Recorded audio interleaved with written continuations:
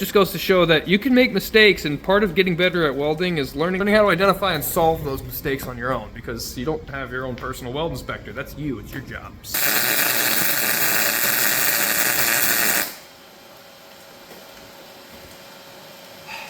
Well, if you're anything like me, you've ran into situations like this before, where for some reason, on a prep surface and with proper settings, you still get a bunch of porosity. Now,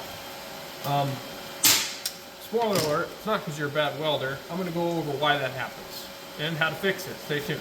So, porosity really only has one cause, but there's two main reasons for it. The reason porosity happens is because your weld is contaminated. Now that contamination can be either due to dirt, debris, or oil being on your weld, or oxygen getting in your weld. Now, well, it pretty much entirely ruled out debris because I know the welds are very clean before I started, so I guess that kind of leaves oxygen, but the shielding gas is on, so let's check it out.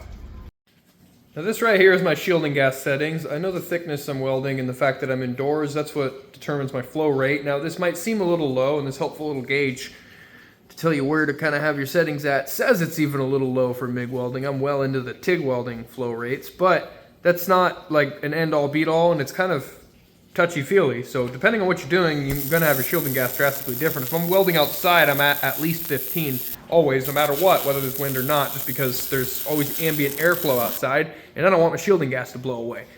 Since I'm indoors and the thickness of stuff I'm welding, I don't need a crazy amount of penetration. I never really go above 10 inside of the shop unless I have some sort of airflow window open, something getting fumes out of here. So as far as flow rate goes, just kind of find where that needs to be, but you can get away with a really low flow rate. So just don't just set it to where Google tells you to say it, you know, kind of play around with that a little bit yourself.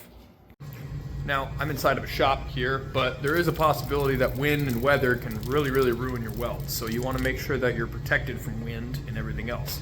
You could do that with a little bit of a protective barrier. You can make them yourself, stack up a couple of boards, which I do sometimes when I want to have that door open and some airflow going in for like fumes. I want the fumes to get out of there, but I still want my shielding gas to be right where the weld is. You can protect just that weld area and let everything else have air flowing around you. Sometimes you want a fan hooked up to just evacuate fumes so you're not breathing them in. That's important, keep all that in mind. Well, the type of gas I'm using is C25. It's a mixture of argon and carbon dioxide. It's a very common gas for MIG, but it's a little bit different from, say, just straight CO2 or like a trimix gas.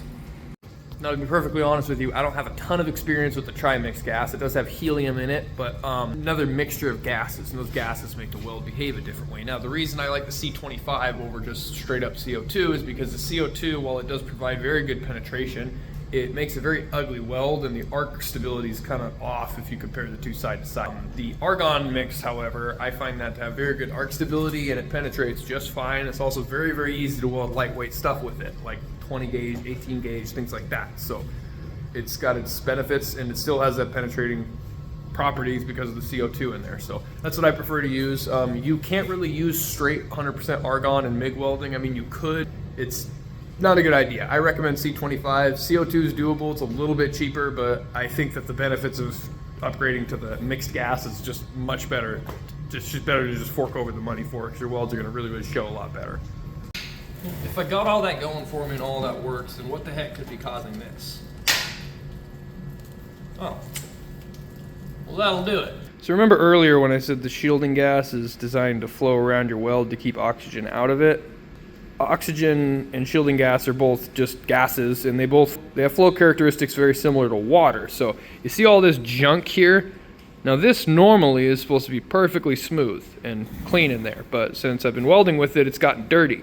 Now if you think like water flowing over rocks and the way it kind of aerates and bubbles, your shielding gas is going to do that exact same thing. So when I'm welding with a dirty tip, regardless of how all that stuff is, whether I'm set up right, whether the flow rate's right, whether I have no wind, the weld's clean and protected, it's still going to possibly cause porosity because of all of this slag and boogers inside of here. So keeping these clean or replacing them with fresh ones is definitely more important than a lot of people realize.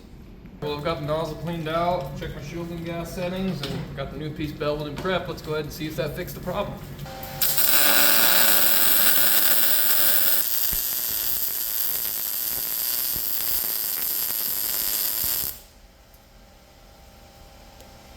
That's more like a weld's supposed to look like. Now that weld bead may have kind of given me away that I paused it halfway through and switched the camera angle. I don't have a camera guy, not that high tech, but second bead turned out a lot better, that's for sure. This is more what a weld's supposed to look like without all the porosity. Now,